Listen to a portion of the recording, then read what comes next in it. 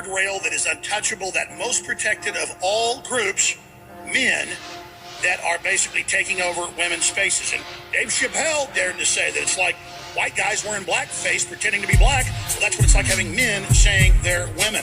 So joining us is Steven Crowder with, of course, his super hit show that's basically everywhere you can find it. And I was really honored to be on with him a few weeks ago in studio up by Dallas. So, Steven, great to have you on. Well, you're the reason that I'm gone, so I guess I'm thanking you. That sketch was, I don't apologize for it. I think it was hysterical, and I think, you know what, looking back, I don't know if I would have had you playing Gabriel. That seems to have gotten us into some hot water. Well, absolutely. I mean, my family loved it, the listeners loved it, the viewers loved it. Thanks for letting us play it. Why do you think that upset them so badly?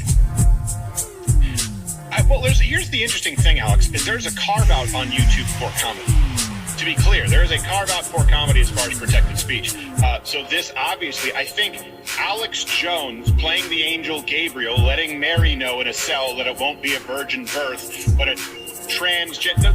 Look, I don't even need to finish the premise, and it's very clearly meant to be a joke. Not only that, Alex, you were here. You know that on that show, the whole joke was we were tiptoeing around the fact that we couldn't even acknowledge the differences between biological men who identify as women versus women, and that's the premise for an immaculate conception. So the whole joke is a not joke, that we can't actually make the joke.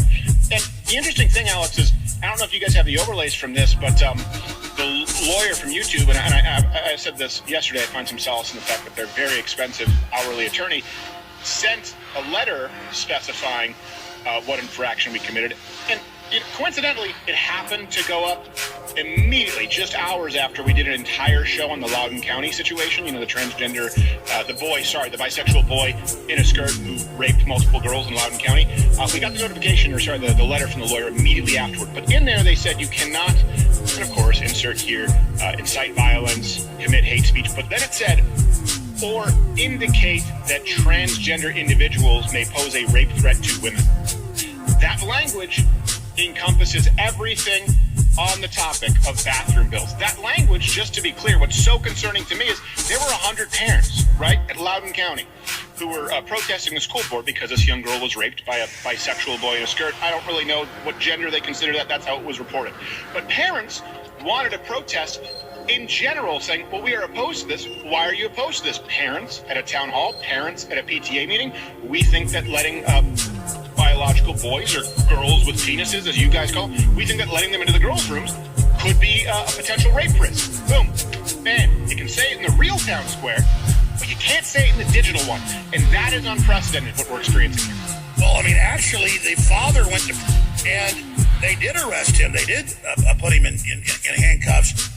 And so really, this is out of control. And then we learned he'd been transferred to another school where another rape reportedly happened. And then Yahoo News tried to say it didn't exist, but later had to admit, okay, there are 2 police reports, there have been arrests. And so just like the guy out at the spa in L.A., the Asian spa, who went into the hot tub with the grandma, the mother, and the 9-year-old girl and, talked about sex, turned out he was a convicted sex offender. And to be clear, I want to be really clear about something here. I have never, ever said that all transgender people are rapists. I've never even said, and wouldn't say, that most transgender people are racist. Why? Because I don't believe it. Now, I think some are, and I think some, even heterosexual males who are predators, will use it as a guise to commit acts of sexual assault. I don't care how someone actually identifies. I care about mitigating the risk of sexual assault in female-only spaces.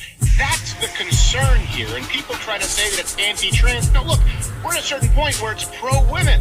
That's what we're talking about. And this is incredibly concerning. I mean, keep in mind, that guy was vilified. We're talking about the dad whose daughter was raped, okay? Let's be really clear about this. The daughter was raped. Let's put this in context, everybody. The FBI, DOJ wants to investigate parents for complaining at town hall meetings. Okay, I want you to put yourself in this guy's shoes.